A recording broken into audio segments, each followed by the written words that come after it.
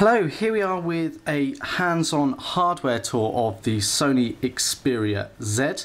Now we're not going to be looking at the software in this video, just the physical hardware, and I must stress that this is a pre-production device, but it's as close to the final thing as we're going to probably get. There might just be a few small tweaks.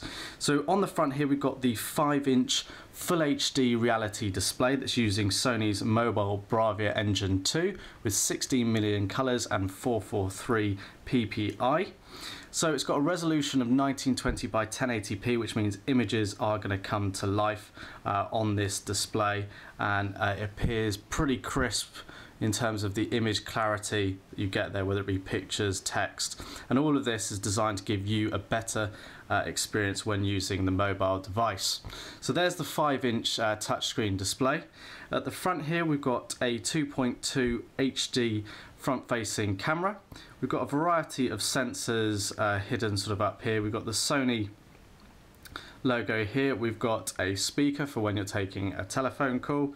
We've got no physical buttons actually down on the front of the device. They're all sort of software-based keys on the actual screen. You've got a bit of real estate down here which increases the height of the device. There must be a reason for it. It's a shame that it is there, just adds to the length of the device.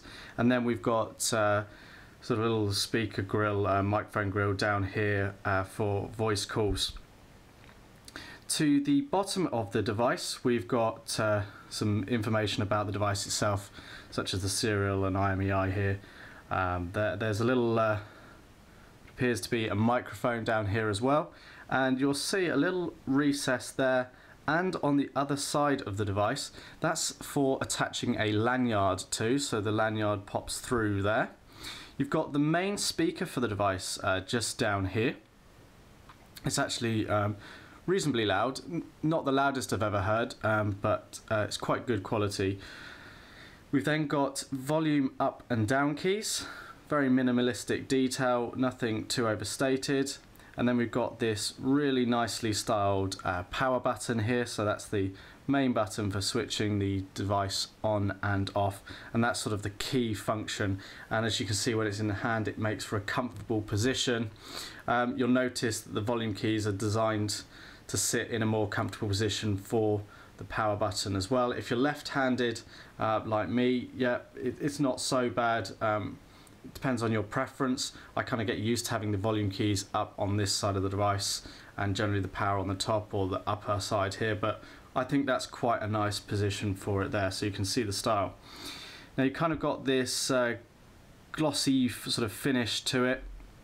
It's tempered glass on the front and the back.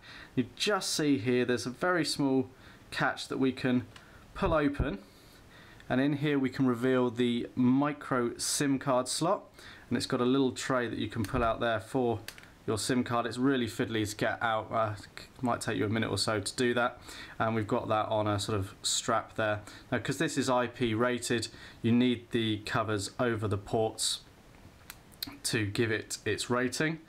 So that's it for that side. Coming around to the top, you've then got the headphone jack, again under a little cover here, so we can remove that, and you've got a 3.5mm jack.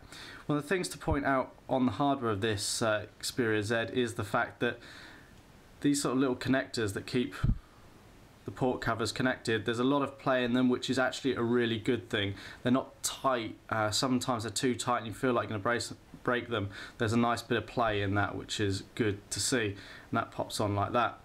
Another detail to note is you can see that one's got the headphone jack sort of symbol on it. However, down here where the SIM card goes in, there's no sort of detail on that to distinguish that. Now that's interesting. It'd be kind of useful to have that. It makes it easier for a first-time user. However, I can kind of see where they're going, because you're more likely to access the headphones. You want to make that stand out, whereas the SIM card slot sort of remains relatively untouched. So then on the top of the device, that's sort of about it. It's really flush. Then coming around to the other side, here we've got another little port with a cover over it. It's not, hasn't got a simple on it either, but that's the micro USB port for charging connectivity to a computer as well, and also for TV out if you don't have the mirror sharing option.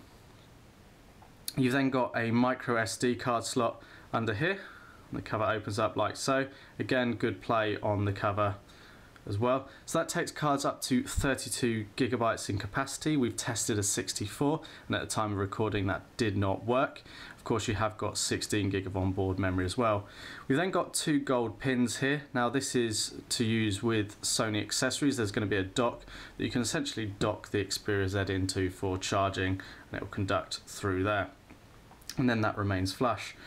Coming over to the back, we've got this tempered glass on the back. It's fairly glossy and it's a bit of a fingerprint magnet.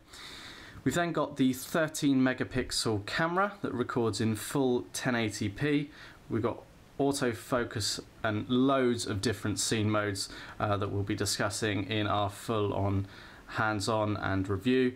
We've got the LED flash, and then we've got the microphone as well. We've got the Xperia logo on the back here. That's sort of etched in. There's no raised texture to that.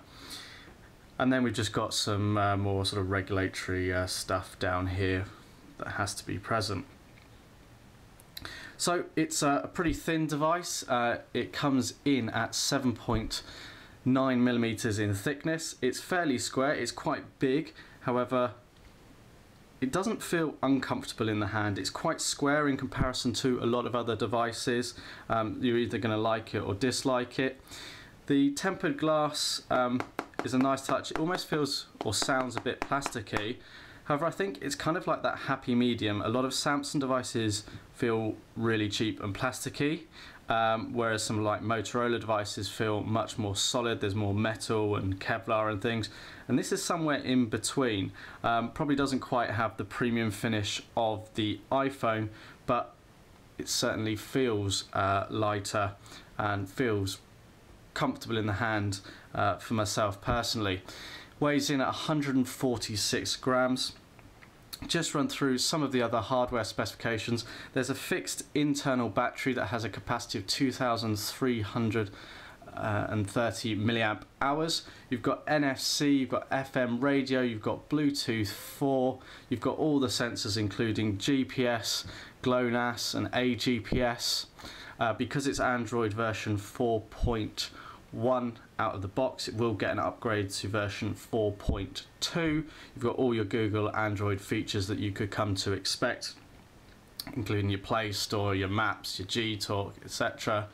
You've got Wi-Fi on here, you've got 3G, you've got 4G as well, subject to your network provider. You've got the 16 gig internal memory, and it's got a 1.5 gigahertz quad core processor.